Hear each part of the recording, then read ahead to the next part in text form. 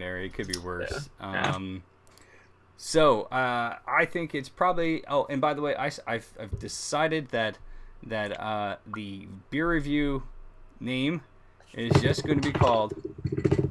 It's a drum roll, by the way. It's really not that exciting, by Okay. the way. I just really just took off just, and now it's just called Under the Suds, the beer reviews. Okay. So yeah, Solid. solid. It's exactly to the point what it is. I actually Yeah. started posting stuff on Reddit. I don't really know what that's gonna do, We'll but see. we'll see. Yeah, last week was the first time I did it. Just I'm gonna continue on. And amazing. This is actually episode 31. Whoo-wee. I know. We're getting there. We're Getting getting up close to the there. year mark. Wow, I know. November's coming up soon enough. I don't want to get past my summer just yet. Mm-hmm. Can I come back on the show and just play put a Skyrim gameplay in a camera box, just have my character get shit faced?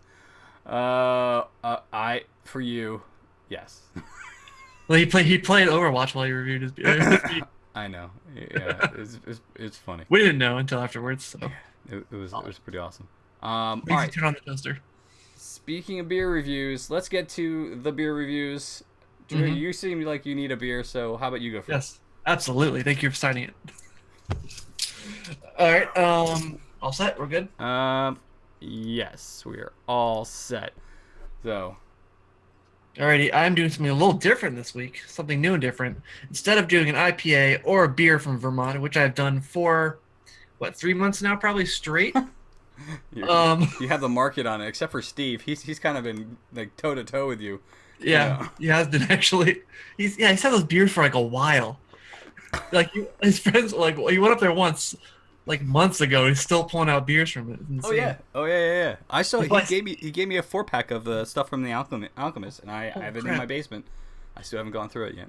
Oh man, but this week I'm gonna be doing a beer from another big, I guess beer state would be Colorado. It's going to be from New Belgium. It's from their Lips of Faith series. It's Clutch. I believe it's their sour series. Mhm. This one is a wood aged imperial stout. Oh, Let's see. Yeah. Okay. Well, I've seen it listed 3 different ways. I saw it listed. Oh, I did check it online earlier. It said American Wild Ale. It said dark American Sour Ale, but bottle itself says wood aged imperial sour stout. Holy crap! wow. Yeah. I had their other series. I forget what it's called. Some big old French name. But that was extremely puckery. I believe this is the base beer for it. They brewed this beer first, and then the yeast cake and sort of bacteria sourness cake goes into this next beer that they made, and that was off the wall sour. So I imagine this is gonna be a little less than that, but also sort of more roastier. Thank you for that shout out. Oh, I screwed it all up though. By the way, I absolutely.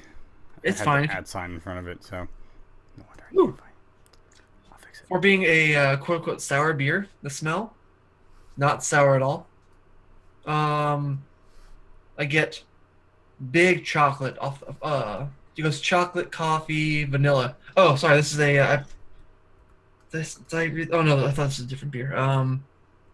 It's either gonna be this beer or it's gonna be Cascade Brewing Company in Portland, Oregon. It was gonna be a strawberry lambic with vanilla bean in it. That sounds fantastic. But that was also $20. I didn't want to deal with that. This is 12, so go for it. But the stout, once again, big chocolate, big coffee, kind of. I'm trying to get like the sour smell. Usually these sour ales have a certain like green apple tart smell to it. I'm not getting a whole lot of that. I'm getting a lot of vanilla, getting a lot of very creamy, sort of creamy chocolate, sort of milkshakey smell. Maybe I'm getting like a dark chocolate, black coffee, roasty bitterness, which could be the sort of the sour note. Hmm. Let's take a look at it. I got my, of course, Long Trail glass. Vermont shout out. Ooh, color is oh so dark. It's labeled as American Wild Ale, but I mean it is basically a sour stout, right? I Yeah, mean, it smells like a stout, big time. Once again, no sour smell at all, which is very surprising. That's usually kind of very much on point. I can't see through it at all. The only the color I can see is the very bottom when I'm looking through the bottom of the glass, not through the glass. So very thick. Aroma, no difference. Head about, I don't know, half-inch thick. Some lacing there, which is which basically the bubbles that sticks inside the glass. That usually sort of gives you a tell or a sign of the viscosity of the beer, like how the texture is going to be and the amount of alcohol kind of contribute to that. This one at 8.5% alcohol, you'll sort of get sort of those bubbles sticking to the side when you pull it down. You'll see it sort of lace out like that. yeah, wine does the same thing. You see, Mm. wine with a very high sugar content or alcohol content has that Mm. very like potent lacing on it. If you get a cheap Yep. wine, it just flows off like water. But Mm. same It thing with the also bubbles, though. it also to sort of go out to the wine side of things. It's also tannins take a huge effect into lacing, Mm-hmm. which wine is very much known for. But more like these sour ales or sort of Belgian ales, you get sort of the tannic flavor, which is kind of like a steeped tea bitterness to almost. It's like a sharp, dry, over steeped tea kind of flavor. If I had to sort of bring up a character best describing what tannins is. But all right, big old taste test. Here we go. Woo! Whoa. Yeah, that was up front. Okay, not that sour. I just went down the wrong pipe. For being a sour stout, it's not that strong at all. I was thinking it's going to be like completely different. It's very smooth, actually. Um, the sort of sourness does blend in very well with the dark chocolate, like almost like a black chocolate tartness or bitterness. Okay.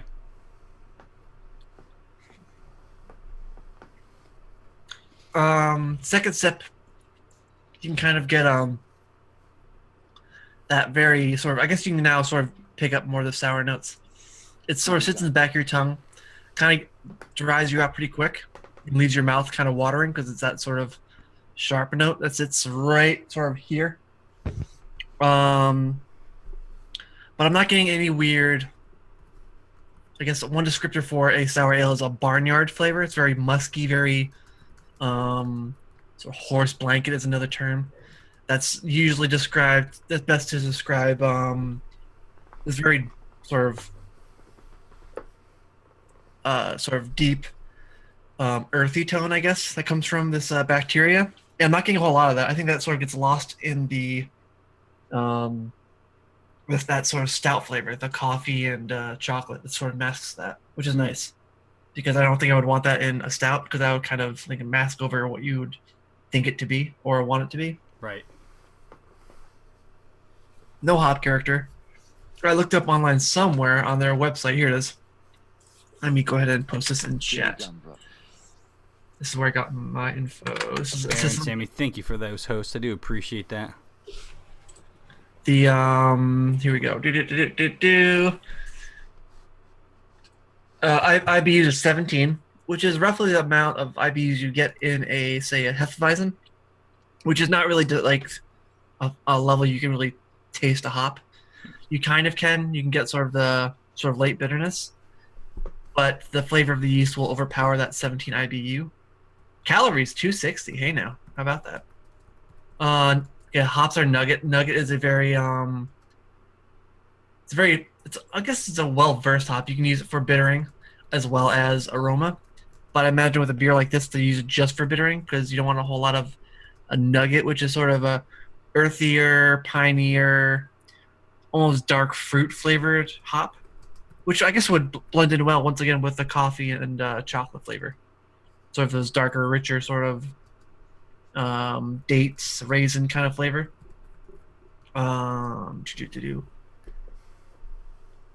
They said this beer was soured with Oscar. I guess Oscar is a beer that New Belgium makes. Yeah, So I don't it's a really big know. beer. I haven't I I have a little grievance against them, so I kind of stay away from their beers. But Sure. you know, But so they took, I guess, Oscar there as this base stout, and then they soured it, okay. and then they take this beer and they blend it with something else to make the Foley, Oh, which is that I can bring up later the beer that's best represented for Colorado this year. oh, But let's go back to over here.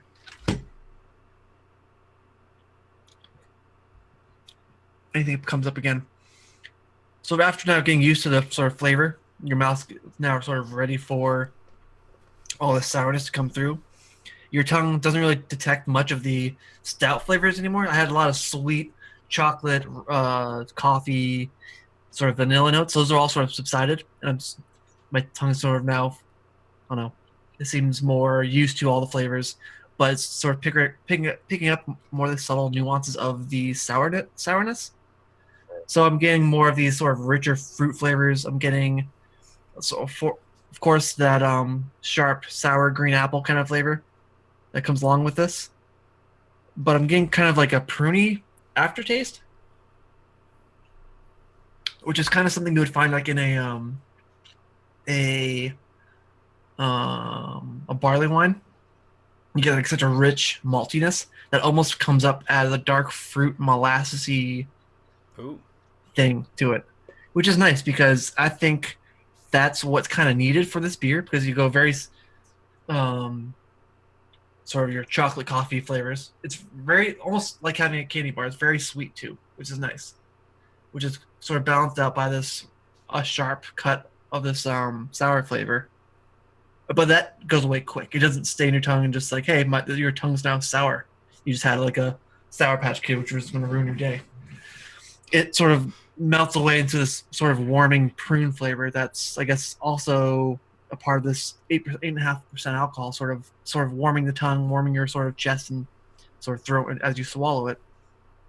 But it isn't like all up in your face and it's gonna be long lasting. It's kind of fading away. It's sort of I can still taste it, it's still like there, but it's not like feel like I'm breathing into my own face. It's oh like man, when you like a really hoppy beer and you feel like it's still in your mouth forever, like those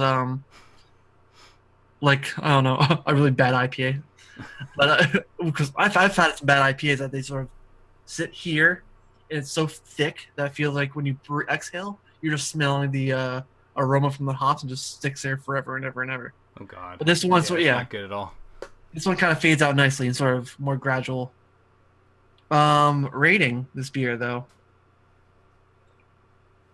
This beer sits. I think it was. It's a 750. I think no, yeah, 750 milliliter bottle for I think $16 for Not bad. yeah for 8.5% alcohol. And I really like sour beers, and this is sort of lower on the sour scale. So I would give it a 4. I really like it. I like dark sours because it's such a weird complexity of flavors. Yeah, because you're not expecting it. You look at it, you're like, oh, Oh, okay, it's going to be something thick and sweet. While right. usually sour beers are a lot lighter in tech and like flavor and texture. But I would definitely buy this again. I recommend it for anyone who wants to try a sour beer. It's not that sour. It's noticeable. You can tell like, oh, that's a new flavor I've never had in a beer before. But it's not like holy crap, that's all I taste. It doesn't make you want like, okay, this beer's gone bad. This is like it's well balanced to like it helps out the stout side of this beer and that sort of dark fruit, sort of heavy alcohol warmthness to it. Hmm. And so I think it's pretty well balanced. I wouldn't change anything to it. I don't know what would make it a 5. Maybe it's a little cooler, but I really enjoy it. I'm probably gonna go back and probably buy another one tomorrow. Because it's part of their series, right? So it's a limited release, I think, isn't it? Yep. And this beer would probably be amazing if you sell it Oh, for about a year or so. yeah. The change, the like I said, notes of it would definitely just change completely. And Yeah. I think what would change if you aged it out, the chocolate and coffee notes would probably subside a little bit. Right. There is that very sort of black or dark chocolate up front that goes into a coffee, but there's a bitterness in there that would fade away, I think, over time and sort of blend into that next flavor more easily. Hmm. But I think I will probably get another one and age it out. And I'm going to Colorado in August. So, but we do get Okay. New Belgium out here in Pennsylvania. But I'll have to look for that one. Hmm. I think I. You said there was another Lips of Faith, right? So I can't remember what Yep. the name of it was, but um, yeah, I don't, no idea. But I think I may have had that, or at least seen it. I don't know. It's been sometimes shit gets hazy. You just can't remember the next day what happened the day before. You'll have that. Yeah, it's old age. It happens to everybody, I I guess. can't wait. Yeah, can't wait. Hmm. Something to look forward to. Oh man. All right, I'm gonna jump in there and do the beer because my office is an absolute furnace. Don't Mm. know why it's an absolute furnace, but it is bloody hot as hell in here. So this is gonna be a refreshing treat for me. So if you're local to Pennsylvania, this is actually available where we are. Green Giant, you'll be able to find it in this area if you want to look for a New England IPA. This is by Thomas Hooker. This is probably Thomas Hooker Brewery. First beer I've ever had out of them that I'm aware of. They're out of Bloomfield, Connecticut, and this is a New England style IPA, which to me, Hooker, yes, um, Thomas's Hookers. Oh man. So, but it's called No Filter, and what we're seeing, and I want to go into that a little bit. Your first hooker, I've never needed one. Thank you, TJ. Boom, boom. Nice. So, and with that, this is Transition. transition. Not a good transition, but still a transition. Right. There's a lot of New England IPAs coming out in Hmm. the last few months. Even well, then, hey, um, yeah, a little sure of myself there. So, You didn't drink a beer yet. I haven't even drank yet. It is what it is. It's my humor after work. So anyway, this is a New England IPA. This is gonna be super super hazy. That's Thank not you for, hazy. That's straight up milky. yeah, that's yeah. Seriously, it does look like. It looks like it's like someone poured orange juice in a glass, a very Mm. very weak looking orange juice. And thank you Mm. for the bad joke, TJ. I think that one definitely deserved it. Um, the head is on the first pour obviously is a little bit. There's not. It's not because there's a lot of carbonation, and this is not the first time I had this beer. I bought Mhm. this the other day, and I was testing out because I was like, you know what, I just really want to fucking drink it. Um, So what you tell yourself? You're testing it out. Gotta test out this beer. I gotta test it, yeah, because Yeah, for I would sure. feel bad if I wouldn't if not giving it my all if I don't at least test it beforehand. Sometimes it's Yeah. cool to do those Maybe blind two tests. tests. Yeah, I gotta do Yeah, it twice. but this was one of those things I just kind of it's for science. Exactly, Rick. I do it for science. Um, so I'm gonna get the rest of it in there. And on the bottom of this on this can, there is so much. It's how Yeast. us lions do it. Yes, very true. All right. There's so much yeast in there. You can see some of the chunks in the bottom of it. Oh yeah, Um, that B vitamins though. exactly. This uses mosaic and citra hops. An abundant quality of mosaic and citra hops make this unfiltered IPA explode with tropical fruit juice aroma. So I mean, right off the bat, you get like oranges, but you kind of smell like a little bit of a passion fruit to it as well. Okay, What I that's really would like to do mosaic. is kind of do like a side by side with some of the other like uh, New England IPAs that we can get down here, or that we've ported down here. Or Swig said he had a mule drag up and get him Trillium for the first time. So You can Mm. see on the bottom. Look at Oh, nice. yeah. Look at all that stuff. That's good. Um, That's texture, is what you call that. that, that's that's good eating. That's right. Canned mermat. So it is very citrusy. I get more like surprisingly like a kiwi. You know, Okay. when you bite into a kiwi, it's a not sour, but it's got Almost this there. juicy, and I fucking hate using the word juicy with these beers, but But that's like the number one descriptor for a New England I IPA. know, and that Something there. it is the number one descriptor for it, but it's still it there's no other way around it. Mm. There's a really subtle flavor in here. The the passion fruit, which you smell on the aroma in this, it comes through in the. But I want it to be juicy. Oh, it is. It is. Um, yeah, there's nothing wrong with that. I just hate it as a descriptor. I really Yeah. do. Yeah.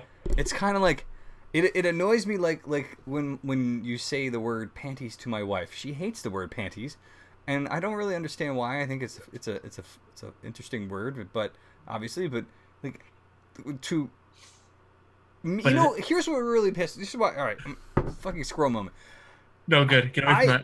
Get away from that. Come on. But you know what makes me mad? Those goddamn clothes women wore that had the juicy clothing line, and I think that's Oh. one of the reasons why I fucking hate the word. It probably killed it for you. It's one of those things. It's like, why do you have sweatpants on, and you call them juicy? You're just wearing sweatpants. That's Yeah. it. With words on your ass. And you don't want, you don't want juicy to be a descriptor of sweatpants.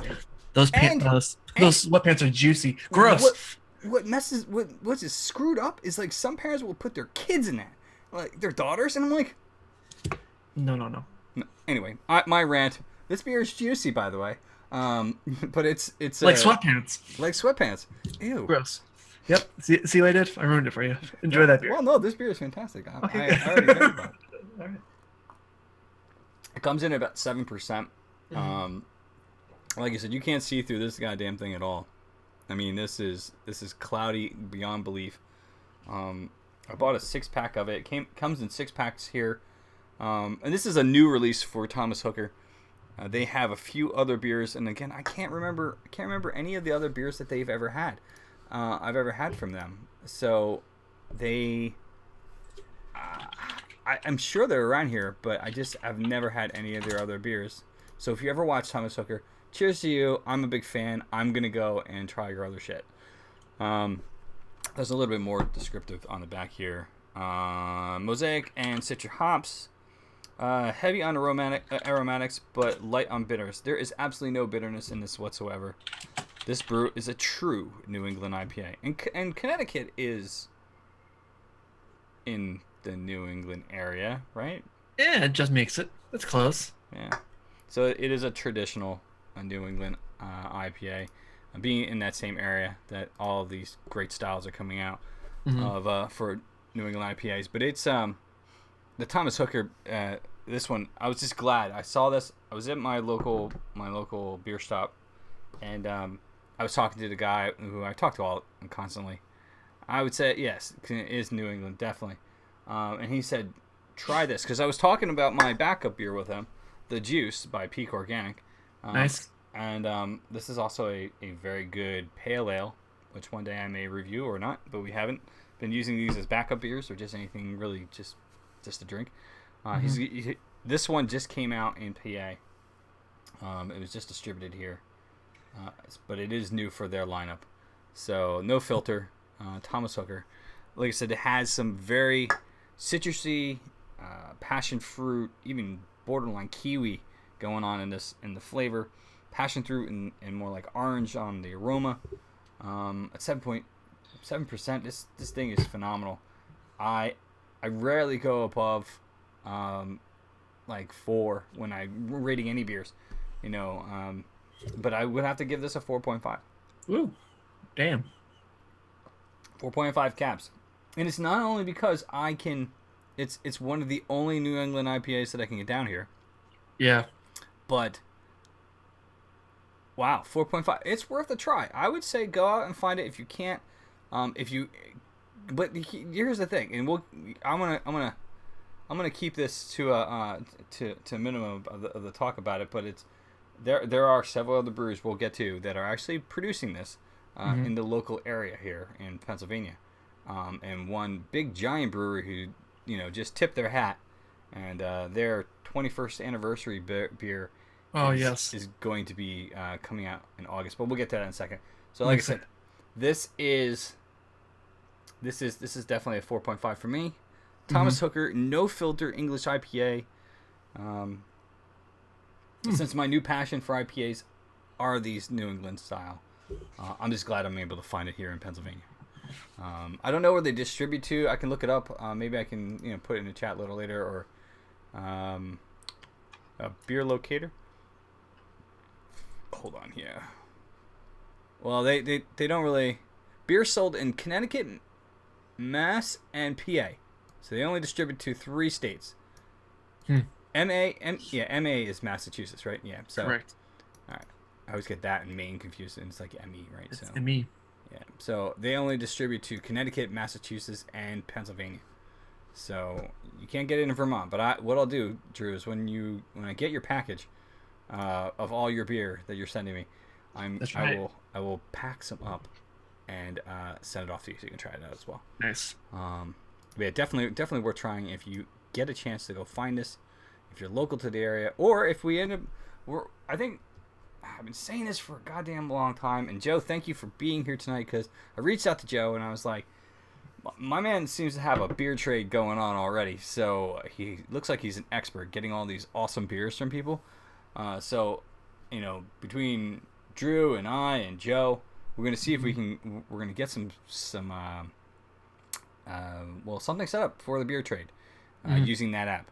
So I need to sit down and just kind of talk to the 3 of you guys and anybody else. If you have any suggestions, I think we're gonna focus a show on just the beer trade to get ideas from you guys, how you want to run it, what's the expectations, and I'm going to get Chris, who is one of the developers of the app, who I want to use the Beer Exchange app, on to talk to us about the app and how they're using it. Hell yeah, I know a thing or two. Well, that's why I told you, man. You look all the beers. Yeah. Anybody really just needs to check out Joe's Instagram, which is I'm absolutely jealous by all the shit that I see on there. So, but yeah, it's definitely one of those things. All right, before we forget, let's do that word of the week. I'll switch my camera for some reason. It's all sort of wonky.